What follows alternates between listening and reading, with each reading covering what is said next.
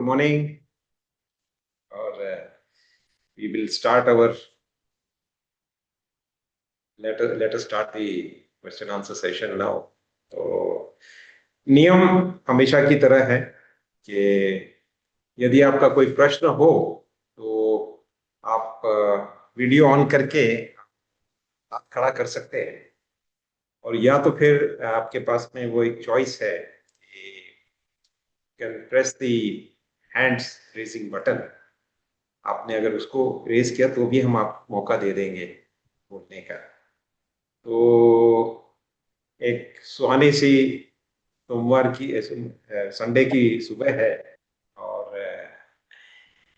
कुछ नई ताजा हवा महसूस हो रही है। हमारे यहाँ तो बरसात भी हो रही है।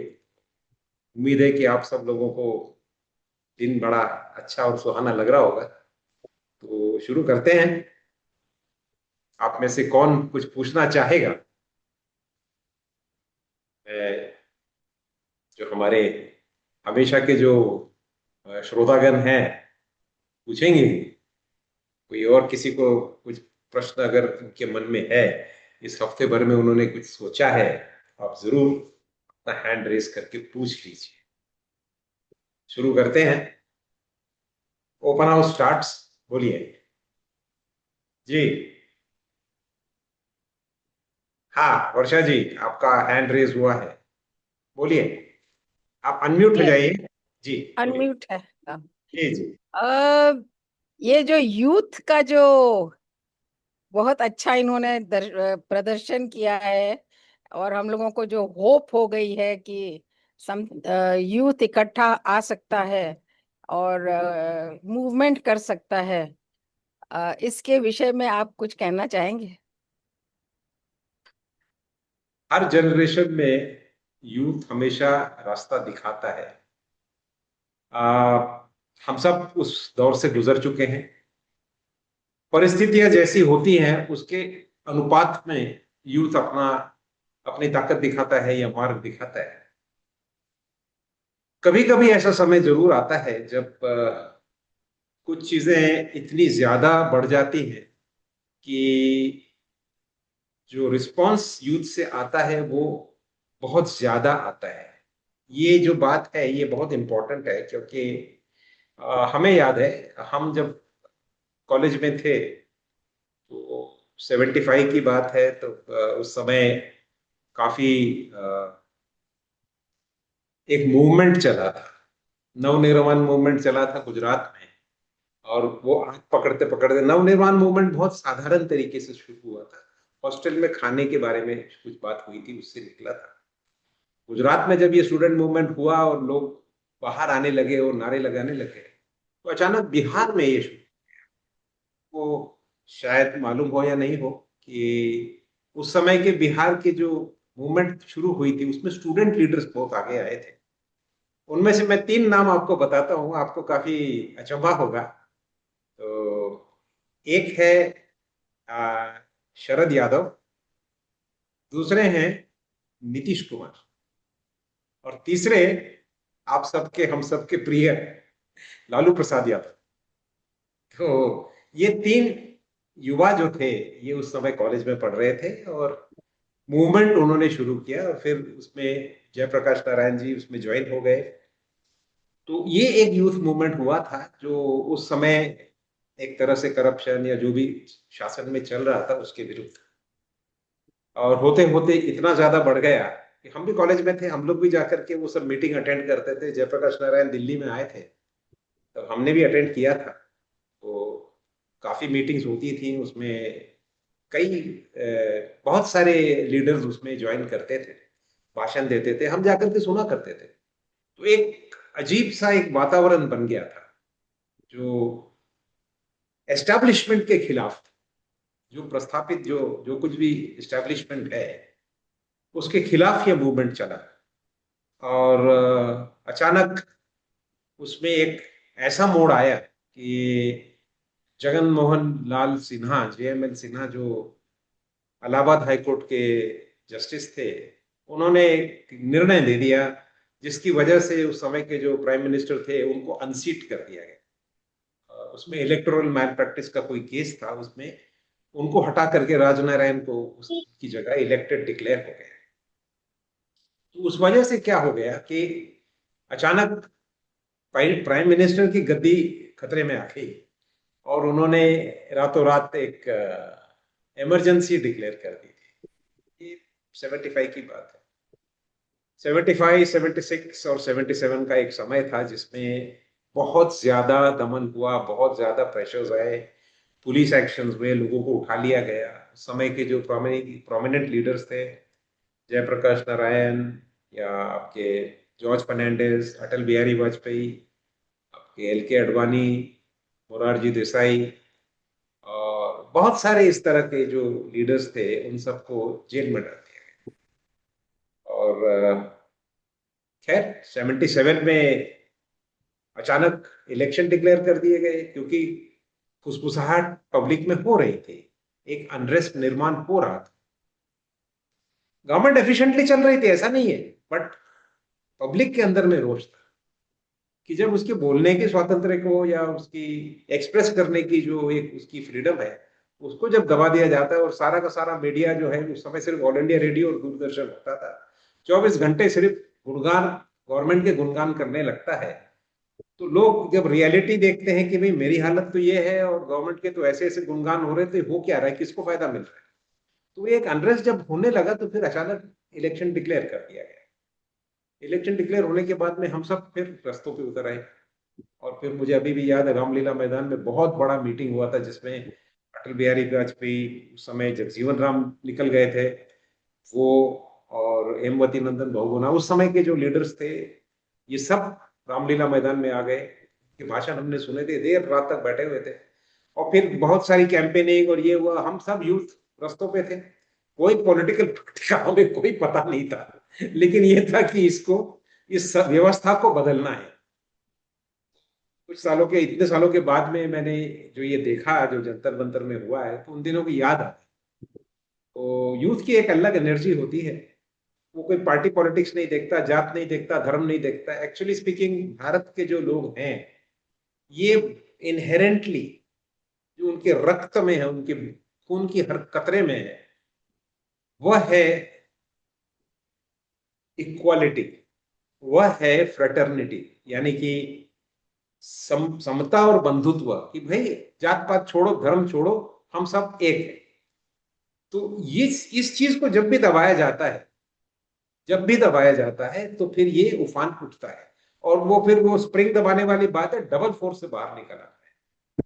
जो कुछ आपने, हम सबने देखा ये पिछले महीने भर से, और खास करके पिछले 10 दिनों में जो हमने देखा है, वो वहां पे एक मिसाल आपको इंडियन होने का, एक जो एक हमें एक गर्व महसूस होता है, हमें एक बहुत अच्छा लगता है कि हम इंडियन है।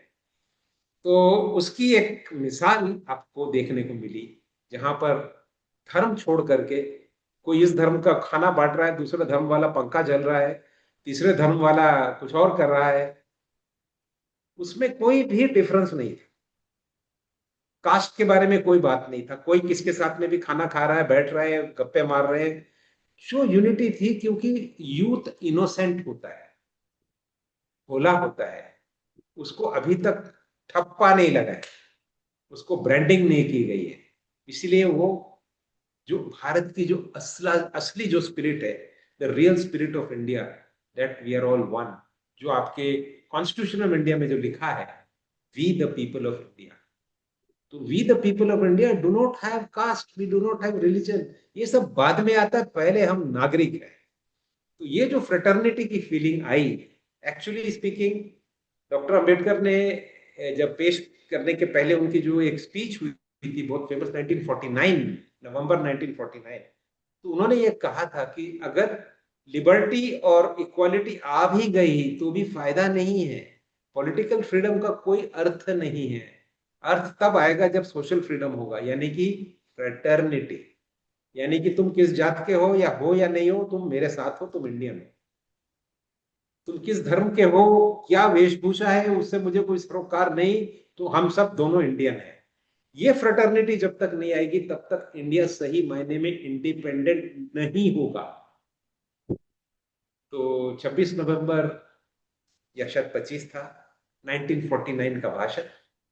और आज शायद हमने असली स्वतंत्रता जो है फ्रेटर्निटी वाली, ये पिछले 10 दिनों में देख ली।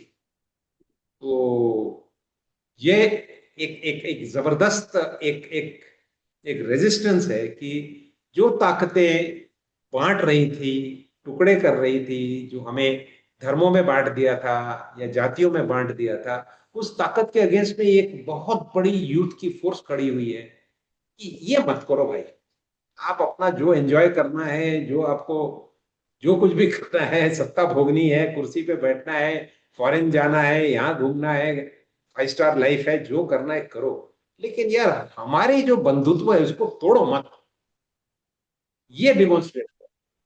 बाकी ये तो चिंगारियां इधर उधर से आ जाती है, कभी इलेक्शन की चिंगारी होती है कि भाई मैल प्रैक्टिस हुआ, कभी नीट का पेपर है, कभी कुछ है, कभी कुछ है। चिंगारियां कोई भी हो सकती है, लेकिन जब बहुत ज्यादा एक अंदर एक एक बहुत ज्यादा एंग्स्ट भर जाता है लोगों में, तो ये तेन प्रकरण वो बाहर आता ही आता है। तो ये कोई बहुत नैरो माइंडेड लोग होते हैं तो वो देखते हैं उसको कि भाई नीट के पेपर में अगर मिनिस्टर बदल जाए तो क्या होगा, नया मिनिस्टर आएगा तो वो भी तो वैसे ही होगा, ये ब्यूरोक्रेट बदल देंगे तो क्या होगा, नया सेक्रेटरी आएगा तो कौन सा वहां तीर मार लेगा। ये बातें बहुत गौण है। आपको ओवरऑल पिक्चर अगर आप देखेंगे तो यूथ की ताकत क्यों खड़ी हुई है, क्योंकि उसने इनजस्टिस और जो फ्रेटर्निटी टूट रही थी, जो देश के हिस्सों में बट गया था, लोग एक दूसरे को देख रहे थे, वेशभूषा में डरा रहे थे कि तुम ये हो, तुम नीच हो, हम ऊंच हैं, तुम इस जात के हो, तुम इस धर्म के हो, हम ये कर देंगे, हम वो कर देंगे। वो जो डर था वो यूथ ने कोलैप्स कर दिया है। तो देश हमेशा अच्छे चीजों में, ये देश आगे तब बढ़ता है जब यूथ और पूरा देश साथ रहता है। मुझे एक और बात कहनी थी कि अ, हम लोग काफी मेच्योर्ड है, उम्र ज्यादा है, हम हमेशा पुराने डर्रे से ही सोचते हैं, लेकिन जब नई चीज आती है तो वो सब चीजों को पूरी तरह से तहस नहस कर देती है। तो उसके लिए तैयार रहिएगा। फिर उसी चीज को ये अभी ये डिमॉन्स्ट्रेशन हो गया, मांगनियां इनकी मान्य हो गई वगैरह हो गया, अब क्या पॉलिटिकली क्या होगा, हम फिर उसी फ्रेम में उसको देखने की कोशिश कर रहे हैं। ऐसा मत करिए। जब प्रिंटिंग प्रेस आया था, जब पहली बार गुटेनबर्ग ने प्रिंटिंग प्रेस बनाया था तो पूरा रेवोल्यूशन हो गया, सूचनाएं एक दूसरे के पास में छप करके फटाफट पहुंचने लगी। रेडियो जब आया तो लोगों के डिस्टेंसेस दूर हो गए। हमें कोई खबर मिलती थी कि लंदन में क्या हुआ है, जब ब्रिटिश टाइम था तो 3 3 महीने के बाद पानी का जहाज आता था, तब पता चलता था न्यूज़पेपर में कि भी लंदन में ये हुआ, 3 महीने बाद मिलता। आजकल तो ऐसा है कि घटना होने के पहले ही शायद हमें मिल जाता है, इतना फास्ट हो गया है सब कुछ। तो ये स्पीड ऑफ कम्युनिकेशन है, ये इंफॉर्मेशन रेवोल्यूशन है। तो इसके लिए भी तैयार रहिएगा। पुरानी तरह से जैसे वो पेजर का जमाना आया था, तो अचानक ही जब मोबाइल फोन आया तो पेजर गायब हो गया। आजकल आपके ये मोबाइल फोन के अंदर में कैमरा लगा हुआ है, आप कैमरा से फटाक से फोटो खींचते हैं। कोडैक कंपनी कहाँ गई? दुनिया पे राज करने वाली कोडैक कंपनी, जिसने हमेशा फिल्म वाले कैमरास बनाए और फिल्म बेचते थे, फूजी वो सब थे, कोडैक कंपनी गायब हो गई है, नजर नहीं आती है। तो समय के साथ एक हमेशा इवोल्यूशन जो है वो स्टेप्स में चलता है, स्टेडी नहीं चलता है। जो आप सोचते हैं ना कि धीरे धीरे धीरे धीरे बढ़ता रहेगा, ऐसा नहीं बढ़ता है। एक झटके में बढ़ता है, फिर चलता रहता है, फिर झटके में बढ़ता है। तो डायनासोर्स आए थे, झटके में ही आ गए और झटके में ही समाप्त हो गए। One fine day they just vanished. सब कुछ ठीक ठाक चल रहा था और एक लाइन निकल गई मैमल्स की, तो मैमल्स में आते आते एक झटके में एक होमोसेपियन आ गया। तो it's never very gradual, it always happens in bursts, sparks and bursts. ये नेचर की हकीकत है। तो तैयार रहिएगा कि इन सारी चीजों का विश्लेषण करने में चश्मे बदल बदल के देखिएगा। कभी नजदीक की नजर से देखिए, कभी दूर की नजर से देखिए। चश्मा बदल बदल के देखिए, एक ही चश्मे से देखना योग्य नहीं है। फोर्सेज आती हैं और ये ट्रेडिशनल झगड़ा है, एक झगड़ा हिंदुस्तान में, भारत में सदियों से चला आ रहा है, 2000 सालों से चला आ रहा है।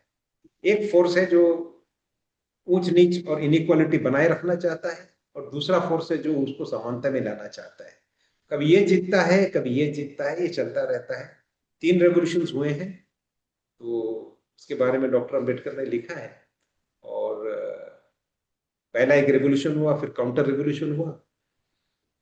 स्वतंत्रता की लड़ाई 1857 में भी हुई है, 1942 में भी हुई है। शायद ये एक नई स्वतंत्रता है जिसमें हम, जो बाबा साहब अम्बेडकर ने कहा था कि जब तक सोशल फ्रीडम नहीं मिलेगा तब तक हम फ्री नहीं होंगे। Political freedom has no meaning if there is no fraternity. So the point is that fraternity जब आ जाती है, आपके पॉइंट सही है महेंद्र जी, कि economic development also is necessary, but economic development happens even in dictatorships. Hitler के टाइम में भी you see economic development was very fast. Dictatorial times में इनफैक्ट इकोनॉमिक डेवलपमेंट काफी फास्ट होता है, बट उसमें फ्रेटर्निटी रहती नहीं है और उसमें लिबर्टी नहीं रहती। तो वो सोसाइटी का ढांचा जो है वो चरमरा जाता है। तो when you have to maintain a balance, you have to look at it from the angle of balance. तो ये जो दोनों जो फोर्सेस हैं, एक इनइक्वालिटी के और एक इक्वालिटी की है, एक डिसिपेशन की है कि भी लोगों को बांटो, और दूसरे की है कि भाई मैं फ्रेटर्निटी में सब लोगों को समान देखूंगा। ये जो फोर्सेस हैं इनको हमेशा आप देखेंगे तो ये झगड़े होते रहते हैं। इंडिपेंडेंस की 2 बैटल हो चुके हैं हमारे, शायद ये तीसरा था जहां फ्रेटर्निटी आया तो हमारी फ्रीडम का रियल मीनिंग आ गया। उम्मीद है कि ये फ्रेटर्निटी ऐसी बरकरार रहे, क्योंकि ताकतें दोनों तरफ से ट्राई करती हैं। आप गाड़ी चलाते हैं तो रोड का रेजिस्टेंस भी होता है। आप हवाई जहाज चलाते तो सामने से हवा आती है, उसको आपको रोकती है, ये चलता है। इंजन की ताकत ज्यादा होगी तो आगे निकल जाता है, कमजोर होगा तो नीचे गिर जाता है, सिंपल है। तो ये चलता रहेगा, ये तो एक दस्तूर है। एंड इसको किसी भी आप हिस्टोरिकली अगर आप देखेंगे तो नेचर में यही चलता है। Let us look forward to a better and brighter and happier future. Okay. I hope आपका क्वेश्चन ठीक से आंसर हो गया। हाँ, sure. Thank you. Thank you जी। नितेश मिश्रा जी, उन्होंने हैंड रेस किया है। जी बताइए नितेश जी। सर नमस्ते, कैसे हैं आप? जी मैं ठीक हूँ, नमस्ते। चलिए। और ऐसा, मुंबई में बरसात रुकी हुई है कि कंटिन्यू बरसात हो रही है? बरसात है, बरसात है। बीच अच्छा। बीच में तेज हो जाती है, फिर कम हो जाती है, बरसात है जी। चलिए। परसों एक बड़े अंग्रेजी अखबार को मैं पढ़ रहा था, और उसमें एक विश्लेषण रिपोर्ट लिखी हुई थी कि भारत में 18 से 40 वर्ष के युवाओं में या इंसानों में अवसाद की समस्याएं बहुत ज्यादा बढ़ रही हैं। किस और चीज की? एनसीबी, हाँ, अवसाद बहुत ज्यादा बढ़ रहा है। अवसाद, डिप्रेशन। डिप्रेशन, हाँ, जी। 18 से 40 वर्ग के आयु के बीच में। और जी एनसीबीआरबी के आंकड़े भी उसमें प्रकाशित किए गए थे। तो सर, जो जी। एनसीबीआरबी के जो आंकड़े थे उसमें डेथ का जो आंकड़ा था बहुत डरावना था सर। तो सर, जब डिप्रेशन पड़ता है तो आदमी खुदकुशी की ओर क्यों बढ़ता है? सारे दरवाजे बंद नहीं होते हैं, कई दरवाजे खुलते भी हैं। तो इस सोच से परे लोगों में सर, मतलब अवेयरनेस क्यों नहीं आ पा रही है? आ, देखिए, हर चीज के लिए आपको स्ट्रगल करना पड़ता है। छोटा बच्चा होता है, वो जब चलना सीखने जाता है तो कभी गिरता है, कभी चढ़ता है, वो टेबल पकड़ के खड़ा होता है, फिर 2 कदम चलता है, फिर गिर जाता है। स्ट्रगल वहां पे भी है। और आगे जाकर के उसको स्कूल में पढ़ना है, तो उसका मन पढ़ाई में लग रहा है नहीं लग रहा, वो भी एक स्ट्रगल है। किसी को उसकी बुद्धि के हिसाब से नंबर्स नहीं समझ में आते हैं, उसको मैथ्स का एग्जाम देने को लगा दिया जाता है, तो वो भी एक स्ट्रगल है। कुछ कुछ चीजें समझ आती हैं, कुछ कुछ चीजें नहीं आती। इस तरह से जिंदगी चलती रहती है। आप नौकरी करते हैं, आप कहीं घूमते हैं, आप कुछ लिखते हैं, या आप कुछ प्रश्न पूछते हैं, ये भी एक स्ट्रगल ही है। आपको अपना समय मैनेज करना है, आपको अपना दैनंदिन आपकी जो गतिविधियां हैं, सोना है, उठना है, तैयार होना है, खाना खाना है, अपने आप को पोषण देना है, जीवित रखना है, अपने आप को अच्छे स्वास्थ्य में रखना है, ये सारी चीजें एक स्ट्रगल ही है। स्पीड, जैसे जैसे स्पीड बढ़ रहा है, पहले कोई आप आज से 200 साल पहले की बात करेंगे तो लोग घोड़ों पे जाते थे। कहीं से कहीं जाना हो तो समय लगता था, इंफॉर्मेशन भी उतनी ही स्पीड से आती थी, तो आपकी गति जो थी वो काफी स्लो थी। तो चीजों को एब्सॉर्ब करना, रिस्पॉन्ड करना, ये सारी चीजों में समय पर्याप्त मिलता था। अब क्या हुआ कि जैसे जैसे इसकी स्पीड बढ़ती जा रही है, तो मेरे कॉलेज के दिनों में ये होता था कि भाई कोई पुस्तक अगर हमें अच्छी चाहिए तो लाइब्रेरी में जाकर के हम पूछते थे, तो वो कहते थे कि भाई फला फला लड़के ने इसको बुक ये लेके गया है, ये शायद 3 दिन के बाद इसे रिटर्न करेगा, तो उसके बाद 3 लड़कों का नंबर है, तो आपका नंबर चौथा हम लिख देते हैं। पता चलता था 2 हफ्ते के बाद हमें वो पुस्तक मिलेगी, वो भी 3 दिन के लिए। तो फिर हम उसको लेकर के उसमें इमीडिएटली नोट्स वोट्स लिखते थे, पढ़ते थे। तो इंफॉर्मेशन आसानी से नहीं मिलता था, उसके लिए काफी स्ट्रगल करना पड़ता था, काफी हमें मेहनत करनी पड़ती थी इस चीज को लेने की। और इसकी वजह से स्ट्रगल तो था, लेकिन समय भी मिल जाता था। एक पुस्तक के लिए 3 दिन मिलते थे, हम पढ़ लेते थे।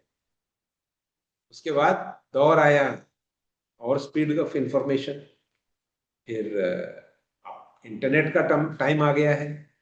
तो 95 96 के आसपास में मोबाइल फोन होते थे, उसके बीच में टेलीग्राफ, टेलीफोन, ये सारी चीजें आ गई। उसके बाद अब फिर इंटरनेट का जब युग आया तो चीजें आपके पास में स्पीड में आने लग गई। तो अब इतनी ज्यादा स्पीड बढ़ गई है कि उसकी जो प्रोसेसिंग है, उसकी प्रोसेसिंग करने के लिए आपका मन जो चीज को प्रोसेस करता है, उसको विश्रांति नहीं मिल रही है। तो इंफॉर्मेशन सबके पास आ रही है, सब लोग हाई स्पीड में प्रोसेस कर रहे हैं। तो देखिए कि एक पुराने जमाने की कार की रेस है, कार का इंजन ऐसा है कि वो कार 60 किलोमीटर के ऊपर जाती नहीं है। तो आप रेस लगा रहे हैं तो कोई 30 पे चला रहा है, कोई 40 पे चला रहा है, कोई 70 50 पे चला रहा है, और रेस हो रही है, लेकिन अधिक से अधिक स्पीड 60 की थी। तो उसमें जो सबसे तेज चलाता था वो जीत जाता था। उसके बाद इंजन का डेवलपमेंट जब हो गया, फिर उसकी स्पीड बढ़ करके 100 पे चले गई, तो फिर लोगों को और स्पीड में चलाना पड़ा। आज तो गाड़ियां 180 200 की स्पीड में चले जाती है। अब जो रेस लगेगी तो उसमें तो बहुत ज्यादा कंसंट्रेट करना और बहुत compete करना है। तो जैसे जैसे आपकी स्पीड बढ़ते चले जा रही है, आपके ऊपर स्ट्रेस लेवल बढ़ रहा है। तो आप देख रहे हैं कि आपके साथीदार सीख रहे हैं, ये सीख रहा है, वो सीख रहा है, मैं क्या करूं, मेरे से नहीं हो रहा, जल्दी करना, मुझे ये भी पढ़ना, वो भी पढ़ना, वो भी पढ़ना। जो आपकी जो इतनी ज्यादा कोलाहल बढ़ गया है आपके मन में, और खास करके जो लोग अभी नया नया सीख रहे हैं, यूथ की बात की हमने, उनके ऊपर में ज्यादा प्रेशर होता है, बहुत प्रेशर होता है। उन्हें अपने लाइफ में फ्यूचर बनाना है, अपने कैरियर की सेटिंग करनी है, शायद शादी करने के लिए कोई पार्टनर भी ढूंढना है। उनकी लाइफ पूरी कच्ची है, और वो अपने उस चीज को स्टेबल करने के लिए तरह तरह के अलग अलग आयामों के साथ जूझ रहे हैं। हम लोग बहुत आसानी से कह देते हैं उसको क्या है, पड़ा हुआ रहता है, ऐसे आराम से तफरीह कर रहा है। बट उसके मन के अंदर में उसकी जो टेंशन है, उसके अंदर में जो कोलाहल है, उसके अंदर जो थॉट्स हैं, वो आप और मैं जो सोच नहीं सकते उससे ज्यादा है। क्योंकि उसको बहुत सारी चीजों को हैंडल करना है, प्लान करना है, उसको स्थापित करना है, और उसके पास समय उतना ही है जितना पहले था। लेकिन चीजों की स्पीड बढ़ गई है, कंपटीशन बढ़ गई है, तरह तरह की चीजें इतनी फास्ट आ रही हैं कि वो अब वो बौखला सा है। इसकी वजह से कभी कभी जो थोड़े से कैपेबल नहीं होते हैं उस स्पीड में दौड़ पाने के, वो कोलैप्स कर, वो डिप्रेशन में चले जाते हैं। और माइंड जो है वो क्या कहते हैं कि बहुत ज्यादा खींचोगे रबर को भी, एक पॉइंट आएगा वो स्नैप कर जाता है, टूट जाएगा। तो स्नैप कर जाता है तो फिर वो डिप्रेशन में चला जाता है। फिर हम सोचते चलो उसको दवाइयां दे दो, उसको ये नींद दे दो, उसको ये दे दो। उसके अंदर के कोलाहल को कैसे शांत करोगे आप? तो उसके लिए उसको वहां पर असिस्टेंस की जरूरत है। ये कह देना बहुत आसान है कि ये क्यों नहीं समझ पाते हैं, इनको ये क्यों होता है कि रास्ते खत्म हो चुके हैं, why they think like this and all that. लेकिन उसके मन के कोलाहल की जो जो जो जो जो उसका नेचर है, उसको आप नहीं समझ पाए। वो तो उसी को पता, वही जानता है, क्योंकि उसकी अपनी कैपेबिलिटी अलग है हमसे। हम सोचते हैं अरे यार हर कोई कर रहा है तो तू क्यों नहीं कर पाता है, शायद नहीं कर पाता। तो इसीलिए उसको समझा देना है कि ये बहुत आसान है, ये एक बाजू हो गई। It may solve some of the problems, but it may not solve everybody's problem. इसीलिए फिर वो एक टाइम आता है जब वो पूरा क्रैक हो जाता है, और फिर जाके आपने जैसे कहा है कि सुसाइड कर लेता है, जो बहुत ही गलत चीज है, बहुत बुरी चीज है। लेकिन जो दो ही चीजें हो सकती है, या तो उसकी कैपेबिलिटी बढ़ाई है कि उस चीज को वो कहीं ना कहीं उसको मैनेज कर सके, अपनी सारी स्ट्रेस लेवल्स को। उसमें माओपेक्षा में हम यही तो करते हैं, हम इंसान की कैपेबिलिटीज को बढ़ाते हैं, उसकी थिंकिंग को बढ़ाते हैं, उसको चीजों का एक बहुत बड़े पर्सपेक्टिव में उसको दिखाने का कोशिश करते हैं। तो वो एक चीज है कि आप उसकी कैपेबिलिटीज बढ़ाइए, और या तो फिर उसको कुछ चीजें दे दीजिए जिससे उसकी एक या दो समस्याओं का निवारण हो जाए, कुछ असिस्टेंस दे दीजिए, तो उससे उसको थोड़ा सा उसका स्ट्रेस लेवल कम हो सकता है। But simply counselling and telling कि भाई ये ऐसे ही है और ये हो जाएगा, I don't think that is enough. उसकी कैपेबिलिटीज को बढ़ाना बहुत जरूरी है। दोनों में थोड़ा फर्क है। एक है कि उसको प्रचार कर देना कि भाई ऐसे होता है, ये समझ लो, ये समझ लो।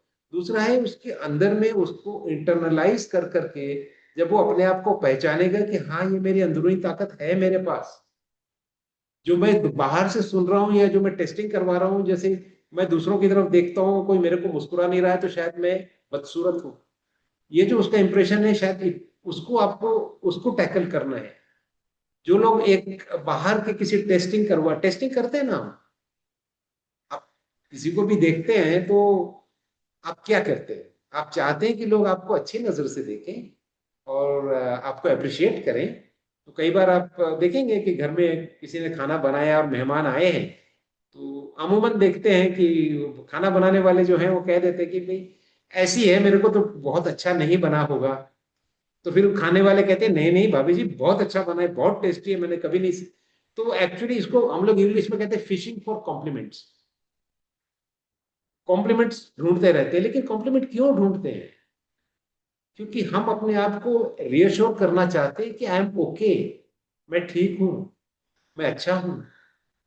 तो ये क्यों आ रहा है? क्योंकि कहीं ना कहीं एक एक एक एक तृष्णा है हमारे अंदर में, ये कैपेबिलिटी नहीं है समझने की कि I am okay bye my self.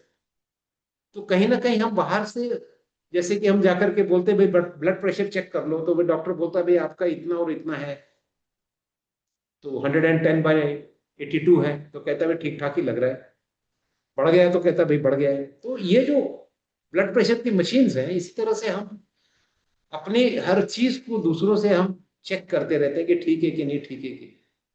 और यूथ में क्या होता है कि कॉम्पिटिटिवनेस आपस में बहुत ज्यादा होने की तरफ से बहुत ज्यादा कॉम्प्लीमेंट्स नहीं मिलते, वो सही आपको फीडबैक नहीं देते, क्योंकि वो भी रेस लड़ रहे हैं, वो भी दौड़ रहे हैं। आप साथ वाले को पूछ रहे हो मैं कैसा दौड़ रहा हूं, तो क्या वो उसको उसको तो ये है कि भाई मैं मुझे जीतना है, इसको क्या बताऊं मैं। लेकिन एक दूसरे को पूछते रहते हैं और दौड़ते रहते हैं, तो उसमें आपको सही फीडबैक नहीं मिलता है। ये भी एक पॉइंट है। जब सही फीडबैक नहीं मिलता है तो आदमी गलत चीज से अपने बारे में एक गलत धारणा बना लेता है कि मैं कमजोर हूं, मेरे में कैपेबिलिटी नहीं है। वो ढूंढने का प्रयास नहीं कर पाता है कि उसके पास शायद किसी और चीज में कैपेबिलिटी थी। तो ये सब चीजें हैं, इसकी वजह से डिप्रेशन बढ़ रहा है मेनली, कि हर चीज की स्पीड बढ़ गई है। इंजन की कैपेसिटी सेम है साहब। 16-17 लाख साल पहले पहले बना हुआ ये मॉडल जो है ना होमोसेपियन का, ये वही मॉडल है, इसकी कैपेसिटी उतनी ही है। ये कोई एक इस साल का मॉडल 60 की स्पीड वाला है, अगले साल का मॉडल 100 की स्पीड वाला है, नए मॉडल नहीं बन रहे हैं। हम इसी चीज को ज्यादा से ज्यादा एफिशिएंट करने की कोशिश कर रहे हैं, इंजन तो सेम है। तो कितना लोड करोगे, कितना जाओगे, ब्रेकिंग पॉइंट पे चला गया है। तो नेचर है, अब ये तो इसको आपको एक्सेप्ट करना है। अब उसको आप रुक जाओ, slow down, the world should slow down, ये कहने से ज्यादा मेरे ख्याल से इंपॉर्टेंट है कि हम अपनी कैपेबिलिटीज को ठीक ठाक रखें और एक लेवल तक देखें कि हमें कितना चाहिए। इससे ज्यादा नहीं चाहिए, क्योंकि फिर आप उसके पीछे भागेंगे तो आप अपने ऊपर में लोड ले रहे हैं। तो जो कैपेबिलिटीज हैं, जो आपकी ताकत है, और शायद आपको एक इंपॉर्टेंट चीज देखनी पड़ेगी कि आपकी इच्छाएं क्या है। सही मायने में इच्छाएं हैं कि, क्योंकि बेचने वाला तो आपको बताता रहेगा, नए नए इच्छाएं क्रिएट करता रहेगा। अरे भाई, तुमने वहां पे एक उस जगह जाकर के खाना नहीं खाया तो आपने जिंदगी नहीं जी, आपने ये चॉकलेट नहीं खाया तो आप कुछ नहीं कर सकते, ये वाला आप क्रीम लगा लीजिए नौकरी मिल जाएगी। ये तरह तरह की चीजें के आमिष तो आते रहेंगे, आप अट्रैक्शन आएंगी, बट आपको क्या इच्छा है उसके बारे में आप सोचिए। इसको जब आप सम्यक कर देंगे, सम्यक यानी कि बैलेंस्ड, जब आपकी इच्छाएं सम्यक हो जाएंगी तो फिर आप ये सारी चीजों के पीछे नहीं भागोगे। फिर अपने आप ही आपको मालूम है कि मेरी स्पीड मुझे एडजस्ट करनी है। वो दुनिया की स्पीड कितनी भी हो, मेरे को इसके अंदर अपना नीश निकालना है, अपने स्पीड को पकड़ना है, और अपने स्पीड के हिसाब से मुझे अपनी चीज की मंजिल पकड़नी है। That's about it. दुनिया में कोई एक ही पहाड़ थोड़ी ना है, बहुत पहाड़ है। जो आदमी हैंडीकैप है तो शायद उसके लिए दो चार मंजिल की इमारत चढ़ना उसके लिए उतना ही चैलेंज होगा जितना किसी और दूसरे आदमी के लिए माउंट एवरेस्ट पे चढ़ना या किसी और पहाड़ पे चढ़ना। पहाड़ बहुत है, स्ट्रगल्स बहुत है। अपने हिसाब से अपनी सम्यक जो आपकी बुद्धि है उसमें देखिए कि आपकी सम्यक इच्छाएं क्या है, उसकी पूर्तता के लिए काम करें, न कि दुनिया के बताए हुए। फिर तो आप वही डिप्रेशन में इसीलिए चले जाओगे क्योंकि आप हर चीज नहीं प्राप्त कर पाओगे, हर चीज में उतनी तेजी से नहीं दौड़ पाओगे। और बाहर मार्केट में या वहीं कहीं पे भी समाज में जाओगे तो सब दौड़ रहे हैं, धनाधन धनाधन, सब दौड़ में लगे हुए। कोई बता रहा है यहाँ चलो, कोई बता रहा है यहाँ चलो, कोई बता ये देख लो। समय कम है आपके पास, जीवन कम है, उतनी ही लिमिटेड टाइम है। आपकी इच्छाओं को सम्यक रखें, तब जाकर के आप कहीं ना कहीं आपके ये जो डिप्रेशन और ये जो चीजें हो रही हैं उसकी वजह से इसको टैकल कर पाए। और फिर माओपेक्षा तो यही कहता है कि आप आइए, बात तो करिए। जी नीतीश जी। सर बहुत अच्छा एक्सप्लेन आपने किया। एक अंतिम प्रश्न 2-3 सेकंड का रहेगा आपसे, क्योंकि मैं दो जी सवाल जी, आपसे। पूछिए पूछिए। हाँ हाँ सर, आपके दो आप भी। सवाल का कोटा तो है। हाँ आप भी प्रशासनिक पदों पर रहे हैं। नेशनल मेंटल हेल्थ प्रोग्राम जो सरकार चला रही है टेलीमानस को लेकर, तो जो व्यक्ति अवसादों से ग्रस्त हैं या किसी को बताना नहीं चाहते हैं, इस प्रकार के जागरूकता अभियान से भी क्या सफलताएं मिलती हैं? आपका इसमें क्या राय है? जी मिलती है, जरूर मिलती है। देखिए, हम हर चीज को पैनी नजर से नहीं देख सकते। हर एक इंसान की अपनी अपनी एक स्पेशलिटी होती है। तो जो मेंटल हेल्थ के जो स्पेशलिस्ट हैं, देखिए सरकार में एक बात जरूर है, और ये जो ऑर्गेनाइजेशंस हैं इसमें एक बात है कि आप देखिए कि उनके पास में अच्छे से अच्छे एक्सपर्ट से ओपिनियन लेने का एक उनके पास में मौका रहता है। तो कोई भी चीज होती है उसमें अच्छे अच्छे बड़े बड़े लोगों को, हमने बहुत इस तरह से काम किया है। तो सिर्फ अपने दिमाग पे ना डिपेंडेंट रह करके बड़े बड़े उस फील्ड के लोगों को बुलाया गया। पता होगा कि मैं सेक्रेटरी था तो उस टाइम में निर्भया कांड हुआ था, तो ने विमेन सेफ्टी के बारे में, इसके बारे में बहुत बड़े बड़े लोगों को बुलाया, उनसे चर्चा की, सेमिनार्स ऑर्गेनाइज किए, उनकी पॉइंट ऑफ व्यू को सुना। डोमेस्टिक वायलेंस के बारे में हमने उनकी पॉइंट्स को सुना। इस तरह से हम लोग फिर नियम बनाते थे, पॉलिसीज बनाते थे। तो ये जो चीजें होती हैं, ये जिसके पास में जिस पर्टिकुलर फील्ड ऑफ साइंस में या कोई भी चीज में, टेक्नोलॉजी में, उसकी जो पैनी स्टडी है उसको आप प्राप्त करें, दूसरे का एक ओपिनियन उसको प्राप्त करें। जब वो सब चीजों का मंथन होता है तब उसमें से पॉलिसी निकलती है। तो यदि ये जो स्टेप्स आपने बताए हैं, ये जो लिए जा रहे हैं, डेफिनेटली इनका असर होगा, होगा ही, क्योंकि ये सब चीजें बनी है, वो जो पॉलिसी बनी है बहुत सारे लोगों के दिमाग से बनती है। तो एक बहुत सिंगल या नैरो रास्ते से नहीं आती है, बहुत ब्रॉड बेस्ड होता है, तरह तरह के लोगों को अक्रॉस दी सोसाइटी उनको कंसल्ट किया जाता है, उसके बाद में ही जाकर के पॉलिसी बनती है। तो असर होगा, जब इतना सोच के बनाया है तो ठीक ही बनेगा। ये किसी एक आदमी के दिमाग की उपज नहीं है, इसके ऊपर में बहुत सारे तरह तरह के एक्सपर्ट लोगों ने उसमें ओपिनियन दिए होंगे। ब्यूरोक्रेट्स या जो पॉलिटिकल लोग हैं वो तो सिर्फ वो सब चीजों को सम्मिलित करके उसको एक पुस्तक में ला करके, एक पॉलिसी में ला करके डिवॉल्व कर देते हैं। यही है कि भाई इसमें से सबसे अच्छा पॉइंट कौन सा लगा, और सबसे, क्योंकि डिबेट में तो अनेक पॉइंट आते हैं, 50-60 पॉइंट आते हैं, उसमें से जो सबसे अच्छा लगता है उसको हम अपने बुद्धि के हिसाब से जो हम ज्वाइन कर देते हैं। यदि किया गया है, मैं इस बात को पूरी तरह से इसका कायल हूं कि ये पॉलिसी जरूर काम करेगी। जो भी उन्होंने स्टेप्स उठा रहे हैं, जो भी आपकी जो बॉडीज आप कह रहे हैं, उसका इफेक्ट जरूर होगा। जी नितेश जी। बहुत बहुत धन्यवाद सर। थैंक यू जी। और कोई ओपन हाउस में और किसी और को कोई प्रश्न पूछना है, पूछिए। एक्चुअली देखा जाए तो आज 2 ही प्रश्न हुए हैं, 3 प्रश्न हुए बस, और समय काफी लग गया। तो जी, आप बटन दबा सकते हैं हाथ खड़ा करने का, या तो फिर एक्चुअली वीडियो ऑन करके हाथ खड़ा कर सकते हैं। सर चैट बॉक्स में एक क्वेश्चन आया है जी जी बोलिए। भरत डोंगरे जी का। How to come out from the loop of events happening on repeated basis on repeated basis, okay. And how to stop future events of the same. Okay, तो pattern है, मतलब एक पैटर्न है जो बार बार रिपीट हो रहा है, यही कह रहे हैं ना वो। तो देखिए, अगर कोई चीज बार बार आपके साथ हो रही है और पर्टिकुलर पैटर्न पकड़ रही है, इसमें बाहरी फोर्सेस से ज्यादा आपके अंदर की फोर्स काम कर रही है। महापेक्षा में हम कहते हैं कि आपके माइंड के 2 भाग हैं। एक है कॉन्शियस माइंड, जिस वक्त आप हमें सुन रहे हैं, आप जागृत अवस्था में हैं, आप सोए नहीं हैं, तो ये कॉन्शियस माइंड है जो प्रोसेसिंग कर रहा है। और एक सबकॉन्शियस माइंड है जो अंदर सारी चीजों को ग्रहण तो कर रहा है, लेकिन वो सुप्त अवस्था में है।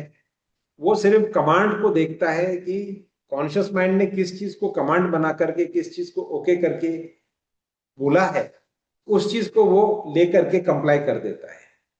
तो इसमें थोड़ा सा दोनों का फर्क है। और यदि आपने कहीं कहीं बोलते बोलते इस चीज को आपके अंदर में विश्वास आ गया, या एक बिलीफ बन गया किसी भी चीज का, कि जैसे मैं अक्सर ये एग्जाम्पल देता हूं कि भाई काली बिल्ली सुबह रास्ता काट गई तो फिर दिन खराब होता है, ये अगर भाई, this is just an example. तो इस तरह का अगर आपको बिलीफ है और ये आपने ग्रहण कर करके आपके सबकॉन्शियस माइंड ने उसको एक्सेप्ट कर लिया है, तो नेक्स्ट टाइम जब भी आपके सामने से कोई काली बिल्ली जाएगी, तो सबकॉन्शियस माइंड ऑटोमेटिकली आपके, बिकॉज इट इज कंट्रोलिंग आपके सारे 33-34 ट्रिलियन सेल्स को वो कंट्रोल करता है। तो वो कंट्रोल करने से वो उस चीज को अप डाउन कर सकता है, आपकी थिंकिंग को अफेक्ट कर सकता है, आपके वॉकिंग, आपकी थिंकिंग, आपकी ब्रीदिंग, सब चीज को कंट्रोल कर लेता है अंदर से। तो ऐसी चीजें हो जाती हैं कि आप कहते हैं यार दिन बहुत खराब गया है। तो ये आपका बिलीफ था जो आपने सबकॉन्शियस को दिया। सबकॉन्शियस ने जैसे ही देखा काली बिल्ली गई, उसने ट्रिगर कर दिया, सर्किट ब्रेक उसने ट्रिप कर दिया, और फिर वो इवेंट्स पूरे के पूरे उसने वही के वही करने लग गए। इसी तरह से कई बार होते हैं कि कुछ लोगों के कि भाई मुझे ये नहीं आता, या फिर मैं ना पब्लिक में बोल ही नहीं सकता। ऐसी ऐसी चीजें अगर आपने बोल दी है अपने सबकॉन्शियस को, आपका विश्वास हो गया है, तो जब भी आप पब्लिक के सामने जाएंगे तो आप बोल नहीं पाएंगे, क्योंकि अंदर से वो आपको वो खींचेगा कि मास्टर मालिक, आपने तो कहा था आप बोल नहीं पाते, तो आपको बिल्कुल नहीं बोलना चाहिए। तो वो आपको बोलना चाहे भी तो अंदर से वो ऐसी सिचुएशन क्रिएट करेगा जिससे आप हड़बड़ा जाओगे या नहीं बोल पाओगे। तो कुछ कुछ चीजें ऐसी भी होती हैं कि बिहेवियरल पैटर्न सामने वाला मेरे ऊपर में डिपेंड करता है। यदि मैंने आपके साथ में गुस्से में देख करके कुछ बात करी, तो आपके अंदर भी मेरे प्रति एक गुस्से का भाव आएगा। मैंने मुस्कुरा के बात की, अच्छे से बात की, तो आपके अंदर में भी मेरी तरफ में एक अच्छा भाव आएगा कि भाई ये आदमी स्माइल करता है, अच्छे से बात करता है। तो इस तरह से आपकी बिहेवियर दूसरों के साथ ऐसी हो जाती है कि वो उसी तरह से रिस्पॉन्ड करते हैं, तो ये आपका इंटरनल मैटर है। आप किस तरह से जा रहे हैं, आप कैसे प्रोजेक्ट कर रहे हैं, तो वो इंटरनल मैटर जाने अनजाने में आपका सबकॉन्शियस माइंड क्रिएट करता है। और फिर आप बोलते हैं कि जब भी मैं ये करता हूं तो हमेशा ये हो जाता है। तो this is a loop of things happening again and again and again, क्योंकि वो एक पैटर्न हो गया।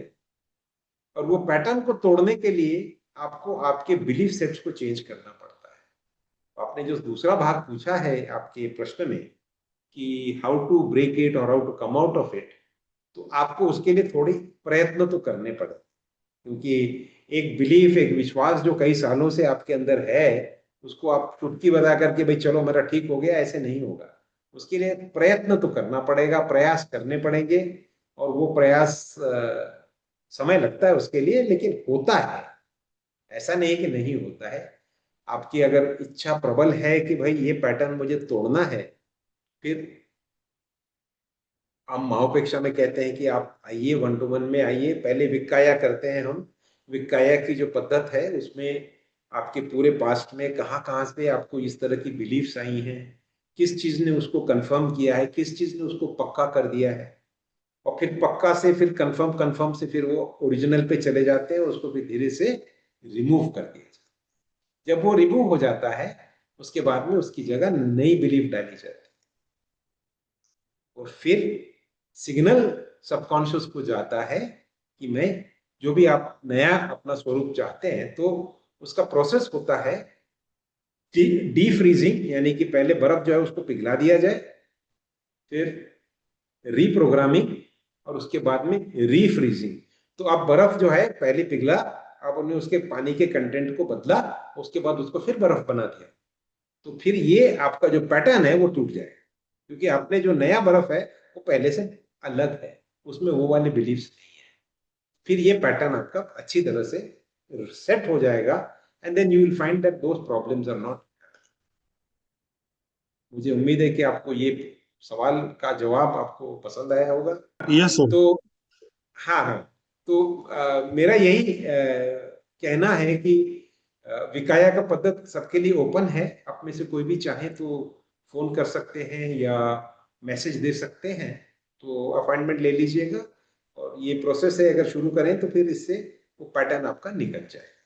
कोई it's not rocket science, but प्रयत्न करने के लिए थोड़ी सी, एक तो प्रबल इच्छा कि मुझे इसको हटाना है या चेंज करना है, और दूसरा थोड़ा समय लगेगा, उसको प्रैक्टिस करना पड़ता है, बट हो जाता है जी।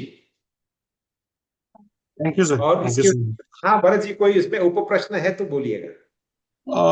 उप प्रश्न ये है कि सर मेरा हनुमान जो है वो काफी सजग है, तो मैं जो भी निगेटिव बोलता हूँ वो तुरंत हो जाता है, और पॉजिटिव है सर उसको टाइम लगता है। देखिए, पहले तो मैं बाकी दर्शकों के लिए बता दूं कि ये जो कह रहे हैं कि मेरा हनुमान, उसका हम लोग एक एनालॉजी बनाते हैं कि subconscious mind is like Hanuman. तो ये कोई धार्मिक बात नहीं है, इट्स बेसिकली उनका कहने का तरीका है कि उनका सबकॉन्शियस माइंड इतना प्रबल है, उनके रिस्पॉन्सिव है। लेकिन देखिए, छोटी सी बात है, ये नेगेटिव हमेशा जल्दी पकड़ा जाता है और पॉजिटिव को समय लगता है। तो जो इजी वे आउट होता है, देखिए बहुत सी, किसी बिल्डिंग को बनाने के लिए 2 साल 3 साल लगता है, लेकिन जब भूचाल आ जाता है तो फिर वो 5 सेकंड में टूट के खत्म हो जाता है। तो destruction negative is easy, construction is little difficult, उसमें समय लगता है। आपका सबकॉन्शियस माइंड जो नेगेटिव चीज है फटाफट फटाफट उसको कर देता है, क्योंकि पाथ ऑफ लीस्ट रेजिस्टेंस से जाता है। लेकिन जब कठिन चीज आती है तो थोड़ा उसको समय लगता है। आप विश्वास पूरा रखिए, आपको जो अभी कमांड्स देने हैं आप पॉजिटिव कमांड्स दीजिए, असर जरूर होगा। बस you have to keep patience जी। Yes sir, thank you sir. So you are okay, thank you जी। और कोई है जो प्रश्न पूछना चाहते हैं? सर विनय पटेल जी का एक क्वेश्चन है, how to choose career for student of 10th standard जी, and how to know in which field I have interest. ऐसा है कि इंटरेस्ट किसमें है वो तो जिसको इंटरेस्ट है उसी को ही पता। तो देखिए, आपको मैं अगर आपके सामने गोलगप्पे, वड़ा पाव, भेल और झालमुड़ी रख दूं, ये तो आपका टेस्ट है कि आपको कौन सी चीज ज्यादा पसंद आती है। मैं क्या जानूं आप क्या जानते हैं या क्या चाहते हैं। तो I think the best thing is to ask the student himself, या उसको ऑब्जर्व करिए, उसको किस चीज में इंटरेस्ट है, उसको क्या करना। क्या है कि हमारे ग्रोइंग अप में भी हमने देखा है, समाज में ये होता जरूर है कि भाई हम डिक्टेट कर देते हैं कि भाई तुझे तो ये बनना है, तुझे तो यही फॉलो करना है, तुझे वही करना है, और फिर वो बोल नहीं पाता। ठीक है, माँ बाप की इच्छा है, बड़े लोगों की इच्छा है, तो मैं कर दूंगा, आई विल डू दिस। लेकिन हो सकता है कि उसे वो पसंद ना हो। तो पसंद नापसंद तो उसी से पूछना सबसे बेहतर रहेगा। How to find out what he is interested in is easiest way is to ask him. पूछिए, शायद वो घबरा जाए, उसको बड़ा अटपटा सा लगे कि भाई जिंदगी में कभी आपने पूछा नहीं, अचानक पूछ रहे हो कि मुझे क्या पसंद है। तो शायद वो पहले 2-3 बार तो वो देखेगा कि भी पिताजी को या माँ को क्या पसंद है, तो वही बोलता, हाँ मुझे इंजीनियर ही बनना है, मुझे यही बनना है। मुझे अभी भी याद है खैर छोड़िए, वो किस्सा पुराना है। मेरी बच्ची घर में थी और मैं अचानक ऑफिस से आ गया, तो बैठी हुई थी, तो मैंने ऐसे ही देख के कहा, मैंने क्या चल रहा है। घबरा गई एकदम से, बोली मैं कुछ नहीं, मैं टीवी देख रही थी, बीबीसी। अब छोटी बच्ची, उसको पता था कि मुझे बीबीसी देखना पसंद है, तो उसने फट से बोल दिया, मैं तो टीवी देख रही थी बीबीसी। तो मैं बहुत हंसा। मैंने कहा कि तू बीबीसी देख रही थी। तो होता क्या है कि बच्चा पहले तो 2-3 बार बाय रिएक्शन वो यही कहेगा जो आपको पसंद है, लेकिन आप उसको कॉन्फिडेंस में लीजिए, उससे अच्छे से बात कीजिए, वो अपने इंटरेस्ट को आपको बताएगा। तो बेस्ट वे इज कम्युनिकेट कीजिए साहब, संवाद प्रस्थापित कीजिए, उनके साथ में बात करिए, और सच्चे दिल से बात करिए, और 2-3 बार करिए, थोड़ा समय लीजिए, तब सच्चाई आपको मिलेगी। तो आपको पता चलेगा उसको क्या इंटरेस्ट है। और पहला पार्ट क्या था सोनिका जी प्रश्न का। How to choose career for student of 10th standard? जी जी, मुझे ऐसा लगता है कि कैरियर की चॉइस भी आप उस पर ही छोड़ दीजिए, उस पर ही छोड़ दीजिए। देखिए, पालक का हमेशा ये रहता है कि हम जब छोटे थे, हमारे सामने कैरियर के ऑप्शंस क्या थे। 1970s में ऑप्शन क्या थे भाई, डॉक्टर बन जाओ, इंजीनियर बन जाओ, आईएएस ऑफिसर बन जाओ, बैंक में लग जाओ, या किसी गवर्नमेंट सर्विस में लग जाओ। इसके अलावा क्या ऑप्शन था। फिर बाद में उस समय थोड़ा सा शुरू हुआ था भाई, आप बिजनेस मैनेजर बन सकते हैं, किसी कंपनी में लग सकते हैं, मैनेजमेंट ट्रेनी का एक कॉन्सेप्ट था उस टाइम में। यही था बस, और कुछ नहीं था। आजकल फिर हम जब अपने बच्चों को देखते तो कहते भाई तो मैनेजमेंट ट्रेनिंग, या army also was a course, NDA में चले जाओ, मिलिट्री ज्वाइन कर लो, ये भी कुछ कुछ थे। तो हम अपने बच्चों को क्या कहते हैं, भाई तू ये नहीं बन जा, वो बन जा, ये बन जा, वो बन जा। हम अपने 1970 के चीजों को उन पे डालते हैं। वो कहता है कि आज के जमाने में, अभी बीच में आपने देखा था आईटी सेक्टर खुल गया, तो सबने कहा भी मैं प्रोग्रामर बन सकता हूँ। हम लोग कहते थे प्रोग्रामर क्या होता है भाई, हमने तो कभी सुना ही नहीं। तो मेरे ख्याल से कैरियर चॉइस के लिए आप उसको कॉन्फिडेंस में लेके उससे पूछिए उसको क्या पसंद है, क्या करना चाहता है। और यदि आपको लगता है कोई एप्रीहेंशन है कि भाई ये पता नहीं क्या करेगा, ये भीख वीख ना मांग ले, तो पता नहीं ये कैरियर सक्सेसफुल रहेगा नहीं रहेगा, पता नहीं क्या सही है नहीं, उसी से पूछिए। Let him argue his case. If he argues his case, फिर आप ज्यादा इंफॉर्मेशन ले सकते हैं कि भाई इसने ये कहा है, तो मैं भी इंफॉर्मेशन ले लूं कि भाई ये सही है कि गलत है। तो अपनी चीज को हम लोग जो जिस एंगल से देख रहे हैं, उसकी दुनिया में तो वो चीज बहुत वाइड हो चुकी है। लोगों ने क्या कहा अभी कुछ महीनों पहले से कि भाई एआई आ गया है तो सबकी नौकरियां चली जाएंगी, ये चला जाए। नई नई नौकरियां बन गई हैं। लोग अभी एआई को किस तरह से प्रश्न पूछना है कि मोस्ट एफिशिएंटली वो काम करे, इसमें अब लोग अब निकल गए हैं। तो आप उसके लिए डिसाइड मत करिए, आप उससे पूछिए इसका क्या इंटरेस्ट है, let him decide for himself. Yes, उसके बोले हुए आर्गुमेंट, उनकी चीजों को आप पड़ताल लीजिए, जांच पड़ताल करिए। हो सकता है उसकी इंफॉर्मेशन इनकम्प्लीट हो, किसी ने उसे बता दिया हो कि ये बन जाओ, तो ये बहुत अच्छा रहेगा। तो आप पड़ताल करिए, और यदि आपको लगता है कि आपके पास इंफॉर्मेशन है कि उसका डिसीजन गलत तरफ जा रहा है, उसको ये एविडेंस दिखाइए। वो नासमझ नहीं है ना, 10th में है, यंग है, हो सकता है कि उसको इंफॉर्मेशन गलत मिली हो, तो आप बता सकते हैं कि बेटा मैंने ये चीजें देखी है, यहां से मेरी इंफॉर्मेशन आई है कि ये कैरियर पाथ तुम्हारे लिए सूटेबल नहीं होगा, ये भी बोल सकते हैं आप। या तो आप ये भी कह सकते हैं कि बहुत बढ़िया, ये तो नई चीज बताई है तुमने, चलो। क्योंकि जिंदगी में कहीं ना कहीं थोड़ा बहुत गैम्बल तो लेना पड़ता है, रिस्क तो लेना पड़ेगा। हमारे टाइम पे एक ये था कि बहुत सारे, एक किस्सा बताता हूँ, स्कूल में बायोलॉजी लेने वाले अक्सर डॉक्टर डेंटिस्ट उस लाइन में चले जाते थे, प्री मेड कर लिया और जाके मेडिकल में वो ले लेते थे, और बहुत सारे लोग डॉक्टर बने। लेकिन बायोलॉजी लेने के बाद में कुछ लोगों के जब नंबर कम आए या प्री मेड क्रॉस नहीं, पास नहीं कर पाए, तो उसमें से एक हमारा दोस्त था जो नहीं कर पाया था। कई सालों के बाद मैंने पूछा कि भाई वो कहाँ है, बोले आपको पता नहीं है, उसने जाकर के ये कहीं फिजियोथेरेपी सीख लिया। एक नया कोर्स था यार अपने टाइम पे। फिर हमने कहा क्या करता है यार तू, जाके लोगों के हाथ पैर खींचता है, मसाज करता है, पता नहीं ये मोड़ रहा है वो मोड़ रहा है, क्या कर रहा है तू यार, तो बेकार में चला गया, हम तो डॉक्टर बन गए।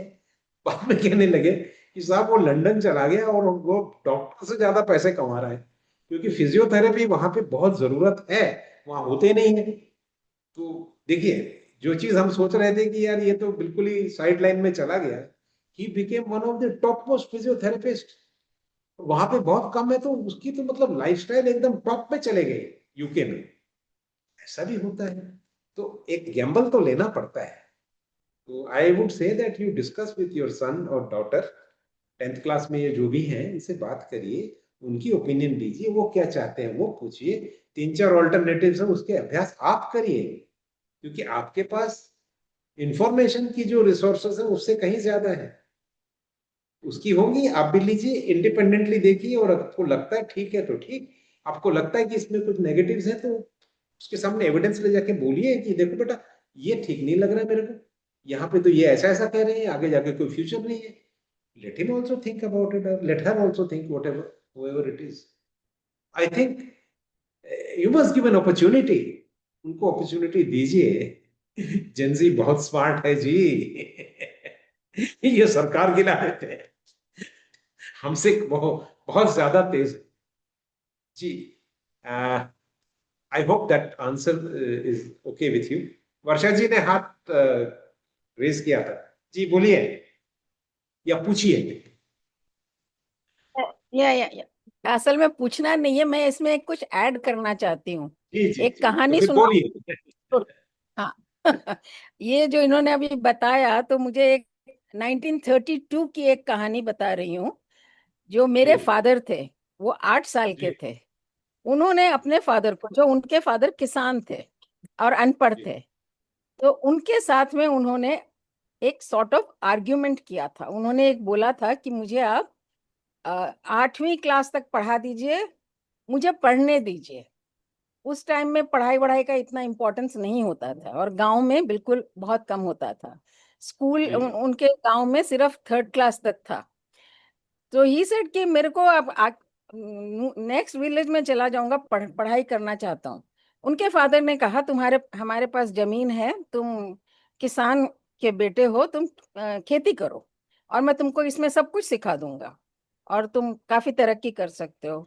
पर वो 8 साल के बच्चे ने अपने फादर के साथ में आर्ग्यू किया था कि मुझे पढ़ना है, मैं पढ़ना चाहता हूँ, आप मुझे सिर्फ 8वीं क्लास तक पढ़ा दीजिए, आगे मैं स्कॉलरशिप पर पढ़ूंगा। तो मतलब मेरे कहने का मतलब यह है कि 8 साल का बच्चा भी सोचता है कि मुझे क्या करना है, ऑल्दो उनके पास में उस टाइम कोई रिसोर्सेस नहीं थे। जी, I just wanted to tell this. बिल्कुल सही बात है। और ये दिस इज वेरी इंपॉर्टेंट कि बच्चों को बोलने का मौका दीजिए, उनकी बुद्धि पे भी थोड़ा विश्वास रखिए, उनको अपना भविष्य उनको भी उतना ही प्यारा है जितना आपको है। तो ये बहुत अच्छी बात बताई आपने, थैंक यू वेरी मच। जी, आप सर तकरीबन तकरीबन 12 बज रहे हैं जी। सर कौन है? सर मोहम्मद खान। जी खान साहब बोलिए। सर आपने अभी जो बताया था सुपरस्टिशियंस के बारे में, जो जब हम निकलते हैं तो बिल्ली क्रॉस करती है वगैरह वगैरह जो भी है हाँ ना, हाँ, ये वो तो एग्जाम्पल ये था। जी जी या एग्जाम्पल जो बताए थे आपने, अभी जी ये चीज क्या होती है ना सर, हम लोग बच्चे लोग को भी यही चीज सिखा देते हैं। जी तो अभी हम लोग इतना जनरेशन की गैप में और प्लस बच्चे लोग भी वही चीज में पकड़ लेते हैं। तो जब जी। हमने सोचने लगा कि हमने जो सोचते हमारी गलत है, तो बच्चे लोग को कैसा समझाना पड़ेगा सर वो चीज को? आपकी क्या राय है इसके बारे मतलब आपका ये कहना है कि कुछ गलत सोच आपकी थी और आपके थ्रू बच्चे को चले गई है। में? Yes yes. देखिए, सबसे इंपॉर्टेंट चीज क्या होता है कि आप ये याद रखिएगा कि आपके बच्चे आपको फादर फिगर समझते हैं, हमेशा आपसे इंस्पायर होते हैं, आपके हर कदम को देखते हैं और उसको फॉलो करते हैं, क्योंकि उनको एक एक इनहेरेंट नेचर है इंसान का कि अपने बाप पे भरोसा करता है। तो यदि आपके अंदर में एक बदलाव आया है और आपके अंदर में ये बात कंफर्म हो गई है कि भाई ये चीज मेरी बिलीव गलत थी, तो पहले तो आपको सबसे पहले अपने आप को विश्वास दिलाना पड़ेगा कि ये चीज मैं मानता हूं कि मैं गलत था। सबसे कठिन, हिमालय से चढ़ने से भी ज्यादा कठिन एक काम अगर कोई होगा तो वो है वो एक्सेप्ट करना कि भाई मैं गलत था। ये बहुत कठिन होता है, इसके लिए सच में शेर का जिगरा लगता है। आप अगर इस चीज को मान सके कि हाँ मैं गलत था, तो अपने आप को अगर आप कन्विंस किए कि ठीक है मैं गलत था, मैं अभी सुधार कर सकता हूं, आई कैन बिकम बेटर, तो फिर आपका बेटा बहुत आसानी से उसको फॉलो करेगा। तो इसमें सबसे पहला आपका जो कॉन्फिडेंस है खुद पे होना जरूरी है कि मेरे से गलती हुई है, लेकिन मैं इसमें सुधार करने का इच्छुक हूं, मेरे मन में है कि मैं सुधार करना चाहता हूं और गलती को मैं सुधार दूंगा। ये आपने अपने अंतर्मन से कह दिया तो देखिए कि बेटा अपने आप आपको फॉलो करेगा, उसको कुछ कहने की जरूरत नहीं है। आपकी पूरी बॉडी लैंग्वेज, आपकी आंखें, आपका एक्सप्रेशन, आपका डिटर्मिनेशन जब उस बात को कहेगा कि बेटा ये मैंने कहा था, ये पुराने जमाने की बात थी, आजकल कोई काली बिल्ली नहीं होती है, वो आपकी बात मान लेगा। उसको कन्विंस करने से ज्यादा डिफिकल्ट आपको खुद को कन्विंस करना है कि यार ये गलत था। ये अगर आपका हो गया है तो फिर आपको कोई चिंता की बात, देन बाकी सब तो गौण है, आराम से हो जाएगा। ठीक है। जी मोहम्मद जी, ठीक है। Thank you thank you thank you. ठीक है खान साहब, थैंक यू। जी, किसी ने हैंड रेस किया है जी, विभा जी बोलिए। Good morning. जी गुड मॉर्निंग, बोलिए। बार है अभी जो स्टूडेंट्स की बात, उनके करियर की बात और ये जो प्रोटेस्ट की बात जो हो रही है, जी प्रोटेस्ट से तो बहुत यूनिटी दिखाई है सब स्टूडेंट्स ने, ऑल ओवर वर्ल्ड के लोगों ने जो सपोर्ट दिखाया बहुत अच्छा है। बहुत जी पढ़े जी लिखे करियर वाले लोग थे और उसके बावजूद उन पे जो वायलेंस हुआ है, वो ऐसा नहीं लगता कि ये डेलिब्रेट वायलेंस हुआ कि दूसरी बार आप बिल्कुल ऐसे सपोर्ट न करें, ना आने, डिस्करेजिंग था। और बिल्कुल क्रुएल्टी जो थी, जो हमने जो कंसंट्रेशन कैंप्स में जो टॉर्चर्स देखे थे, सुने थे, देखे थे, तो वो वैसे यहाँ जबरदस्ती, फोर्सफुली, ज्यादा पुलिस कम लोगों को पीट रहे थे, जैसे their number was more than the participants of this students।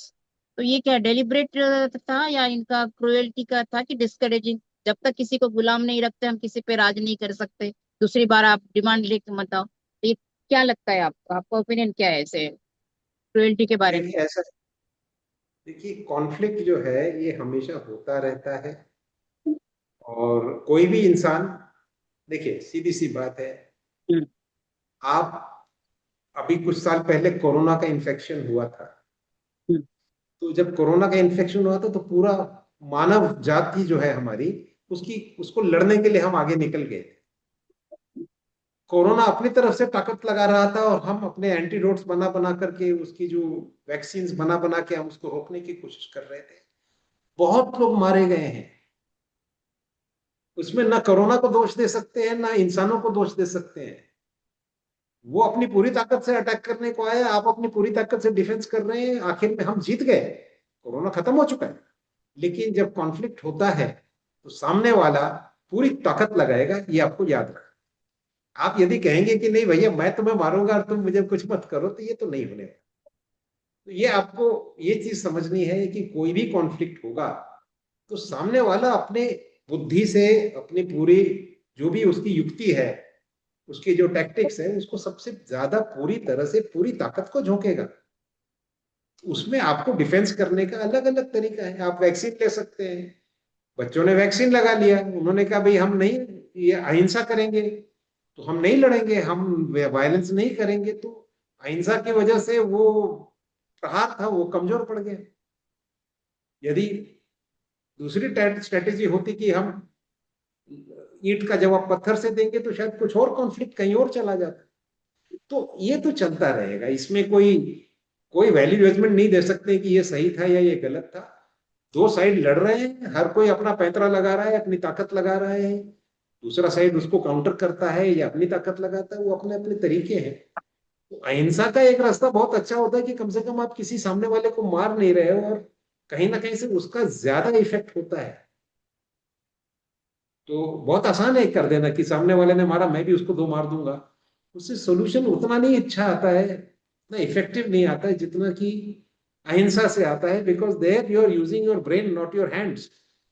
और मानवता के पूरी इतिहास में आप देख लीजिएगा, brain is stronger than your hands. तो मार देना बहुत आसान है लेकिन कमजोर है। ये ब्रेन से अगर आप अहिंसा यूज करते हैं और अपना बुद्धि यूज करते हैं, इट इज स्ट्रॉन्गर, वो जीतता है। इसीलिए वो छोड़ दीजिए कि वैल्यू जजमेंट की किसी ने कितना मारा कितना नहीं मारा। अब देखिए, जब ओखली में सर दिया है तो मुसल की क्या परवाह, वो तो पड़ेंगे ही। उतनी तो तैयारी रखनी पड़ती है। कोई भी युद्ध होता है, कहीं होता है, उसमें डेड बॉडीज तो वापस आती है दोनों साइड की, उसके लिए तो तैयार रहना पड़ता है। बस। जी, अश्विनी जरा शॉर्ट में अपना क्वेश्चन पूछ लीजिएगा। हाँ सर, गुड मॉर्निंग जी सर। बोलिए। Good sir morning. आर्या और आदित्य दोनों का एडमिशन चाहिए हमें एमबीबीएस के लिए सर, लेकिन दोनों को मार्क्स नीट में इतने अच्छे नहीं आए हैं।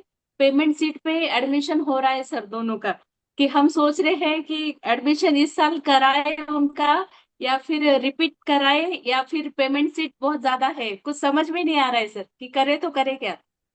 इसमें मैं तो कुछ नहीं कह सकूंगा, क्योंकि ये तो देखिए सारे जो भी पैरामीटर्स है, जो भी मजबूरियां हैं, जो भी अपॉर्चुनिटीज आपके सामने, एनालाइज करिए। उसमें निर्णय तो आप ही को लेना पड़ेगा। क्योंकि ओनली थिंग इज कि आपकी जो इकोनॉमिक मीन्स हैं और जो कुछ भी है उसको ध्यान में रख करके, और ये फैक्टर भी आपके सामने है कि एक साल और वेट करना है तो वो एक साल वेट करें या फिर अभी के अभी इसको सॉर्ट आउट कर दें। और फिर तीसरा फैक्टर ये है कि अगले साल भी नहीं हुआ तो बहुत सारी चीजें हैं। तो ये निर्णय तो आप ही को लेना पड़ेगा। तो जैसे जैसे आप, क्योंकि यदि आप इकोनॉमिक तरह से सोचते हैं तो बहुत सारी और भी आयाम हैं, लोन्स हैं, ये है वो, आप देख लीजिए कुछ भी आपको ये होगा तो। बिकॉज इसमें प्रैक्टिकली मैं आपकी मदद तो नहीं कर पाऊंगा, कुछ इसमें कुछ I can not give you suggestion, क्योंकि पैरामीटर्स और ये जो प्रॉब्लम है उसकी जो अलग अलग ऑल्टरनेटिव्स हैं, ये आपके आपके आपके बच्चे के, आपकी फैमिली के लिए पेक्यूलियर है। इट इज अ टिपिकल, एक पर्टिकुलर है जो किसी और घर में नहीं होगा। जो आपका जो परिस्थिति है वो किसी और के घर में नहीं होगी। तो इसमें मेरा उसमें कोई सुझाव मैं नहीं दे पाऊंगा। बट मैं यही कहूंगा कि आप इसको सिर्फ बैलेंस करिए। इसको कहते हैं कॉस्ट बेनिफिट एनालिसिस। कितना खर्चा होगा और कितना बेनिफिट मिलेगा, कॉस्ट और बेनिफिट को तौल के देखिए और उसमें प्रोबेबिलिटीज लगाइए कि अगले साल तक अगर हम वेट करते हैं तो कितने चांसेस हैं कि मिल जाएगा। वरना ये ज्यादा कॉस्ट देकर के अगर श्योरिटी अगर हो रही है तो ये बेटर है या एक साल वेट करना बेटर है, ये आपके ऊपर है। तो ये एनालाइज करिए, और एनालिसिस में यदि कोई आपको चाहिए मदद तो फिर आप मेरे को कांटेक्ट करिए, I will definitely help you. Techniques के बारे में मैं बता सकता हूँ, निर्णय मैं आपके लिए नहीं लूंगा, निर्णय नहीं ले सकता, लेकिन टेक्निक्स में जरूर बता सकता हूँ। जी okay sir, thank you sir. Thank you. जी, तो 12 बज चुके हैं, हम शायद टाइम को थोड़ा हमने ओवरशूट कर लिया है। तो कोई और अगर प्रश्न है सोनिका जी तो बता दीजिए, वरना फिर हम सर आगे निकले। एक क्वेश्चन है अस्मिता जी का। जी, मार्क्स कम होने से 80 lakhs देके इंडिया में एमबीबीएस करना अच्छा है क्या? ये तो मैं कुछ नहीं कह पाऊंगा इसमें, ये तो आपका पर्सनल डिसीजन है। और क्या है कि मिस्टर एक्स के लिए 80,000 बहुत बड़ी अमाउंट होती है, मिस्टर वाई के लिए 80,000 80 lakhs बहुत बड़ी अमाउंट होती है, और मिस्टर जेड के लिए 8 करोड़ भी छोटा सा अमाउंट होता है। तो ये तो मैं इसमें उत्तर नहीं दे पाऊंगा, क्योंकि हर एक की, जैसे मैंने कहा कि पेक्यूलियर सिचुएशन होती है और अपने अपने हिसाब से हर एक को निर्णय लेना पड़ेगा। इसमें टेक्निक्स हैं, जैसे मैंने कहा कि आप कॉस्ट बेनिफिट एनालिसिस करिए, या सारे जो आपके जो ऑल्टरनेटिव्स है उसको अभ्यास करिए। पैसों की अरेंजमेंट और बाकी चीजें करना ठीक रहेगा नहीं रहेगा, इसमें मैं आपको कोई कोई भी चीज नहीं बता सकता हूँ, क्योंकि ये प्योरली आपका खुद का डिसीजन होगा। तो आपके क्या कंस्ट्रेंट्स हैं, कितने आपके पास में ऑल्टरनेटिव्स हैं, ये दोनों को देख करके आप इसमें अपना निर्णय खुद ले सकते हैं। मुझे अफसोस है कि मैं इस मामले में आपकी मदद नहीं कर सकता हूं, क्योंकि ये प्योरली आपके सर्कमस्टांसेस और आपके अपने निर्णय पे डिपेंडेंट है। और एनी अदर क्वेश्चंस, या फिर हम निकले? No sir. जी, एक रेज हैंड हुआ है लास्ट मिनट में, सुनीता देशमुख जी का। जी, अगर आप जल्दी से पूछ लें तो फिर मैं उत्तर दे दूंगा। हेलो। सुनीता जी, जी हेलो, बोलिए। नमस्ते सर। नमस्ते जी। हाँ सर, मैं पहली बार ज्वाइन हुई हूँ और जी, थोड़ा मैं मराठी मेरी भाषा हा मराठी आहे. मराठीत बोला, काय हरकत नाही, विचारा. तर मला सर मला खूप ओव्हर थिंकिंगचा प्रॉब्लेम आहे आणि जी, आयुष्यात मी आज थोडंच ऐकलं तुमचं, पण तरी मला त्याच्यामध्ये खूप काही पटलं तुमचं बोलणं. तर जी, मी वयाच्या 9व्या वर्षापासून मी फक्त टेन्शन मध्ये जगली आहे. म्हणजे मी आता इथं ते सगळं सांगू शकत नाही तुम्हाला, पण जी, जी, तुमच्याकडून जे एक जण बोलले माझ्याशी, त्या दिवशी मी फोन केला होता, जी, प्रशांत प्रशांत सरजी, तर त्यांना मी बऱ्यापैकी त्यांनी ऐकून घेतलं, मी सगळं सांगितलं. तर आता ठीक आहे, मी त्यातून आता माझं वय 52 आहे. पण जर आता मला ओव्हर थिंकिंगचा त्रास होतो, त्यामुळे मला पूर्ण रात्र झोप लागत नाही. म्हणजे मी संपूर्ण रात्र बसून असते. म्हणजे कधी-कधी असं होतं, की मी पूर्ण दिवस आज झोपले नाही.